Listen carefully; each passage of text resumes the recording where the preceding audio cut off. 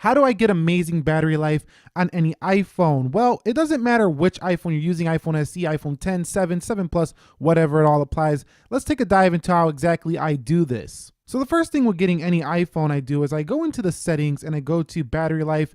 And now since Apple introduced this new battery health beta, I will now check the maximum capacity of my battery, because you can't blame the phone for being bad battery if your capacity is low. That just means the physical battery needs a replacement. By the way, you can get at a discount for $30 until the end of 2018 at any Apple store. Next up, I don't use my iPhone in any temperatures that are below 32 degrees or above 95 degrees, because that's what Apple has claimed will actually degrade the battery performance. And this is pretty true of any lithium ion technology with any product. Lithium ion technology just doesn't play well with extreme temperatures. That is just the case in anything. I mean, I personally ride an e-bike, which is an electric bike, and that thing gets worse range when it's colder or extremely hot. So definitely this is a problem if you're in extreme temperatures, so just stay out of those and you'll get great battery life. Next thing, and first and foremost, that I do is I go into settings, I go into general, and then I go into background app refresh, and I make sure that this thing is turned off.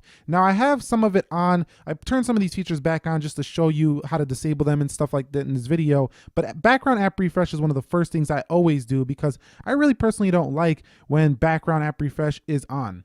Next thing I do is disable auto brightness. Now, unfortunately, Apple didn't give us an easy way to disable the auto brightness in display settings. So what I have to do is I got to go into general, I go into accessibility, I turn on auto brightness here, off and on here in display accommodation. So I hope this is fixed in iOS 12, but for now, that's how you do it. And that's one of the things I also do to save battery life. Next up, I manage location services. So I go into privacy and I go into location services and I turn off all of the ones that I don't think I'll ever use.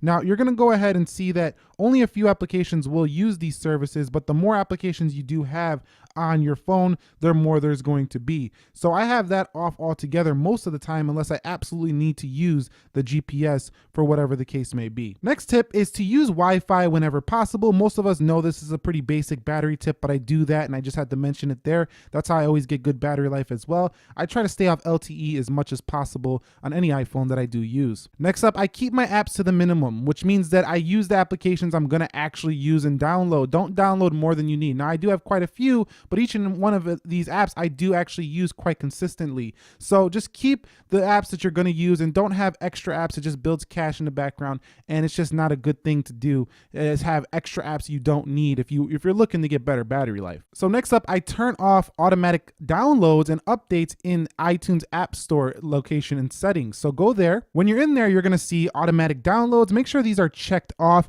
and remember that you do have to update your apps manually if you do this. So once a week, maybe go into the App Store and just hit update all and update your applications, because you're going to be disabling it here. Next thing I do is make sure that I always have a static wallpaper on the iPhone. I never use dynamic wallpapers because they do eat through battery life, just as live wallpapers would do on Android. Next thing I do is I watch that tricky Bluetooth setting in the iOS. So I'm going to go ahead, iOS 11 specifically. When you turn off Bluetooth, it's not really off here from the control center. You actually have to go in to your Bluetooth settings and turn it off manually right there. So that's the next thing I do to get great battery life on any iPhone. The next thing I do is I go into settings and then I go back to display and I make sure that this auto lock time is at a lower 1 minute. Now I'm going to keep it at never here just because we're trying to keep the screen on for this video, but I'll put this at the lowest auto lock time possible so I never forget to leave my phone on when I put it in my pocket, and I get amazing battery life that way. Another hidden one is actually located in privacy. Every iPhone out of the box has motion and fitness tracking turned on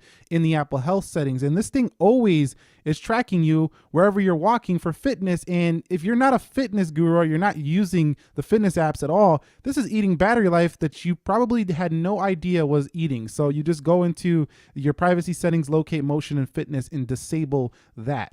Now, the next thing I do is I limit ad tracking. So how do we do this? Let's go back into privacy. We're going to scroll all the way down to the bottom and go to advertising. Now, I left this on to show you how to disable it. Just click that little toggle and this will save some battery life as well. No more ad tracking here on your iPhone.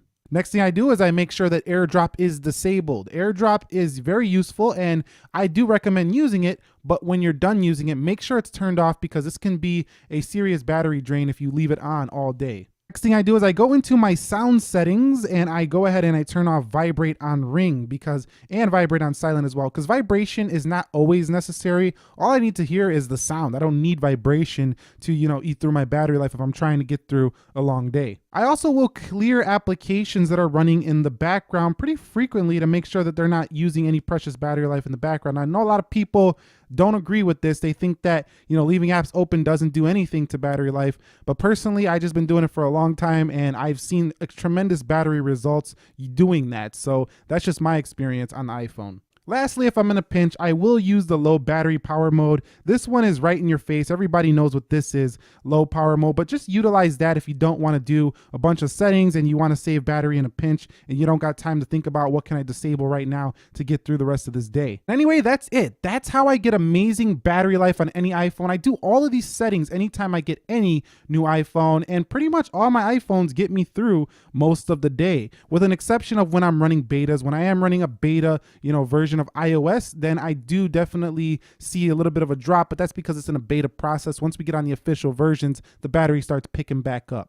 If you guys found this video helpful, enjoyable, do me a favor, click that like button for me. Share any of your awesome battery tips on how you're getting amazing battery life on your iPhone down below in the comment section of this video.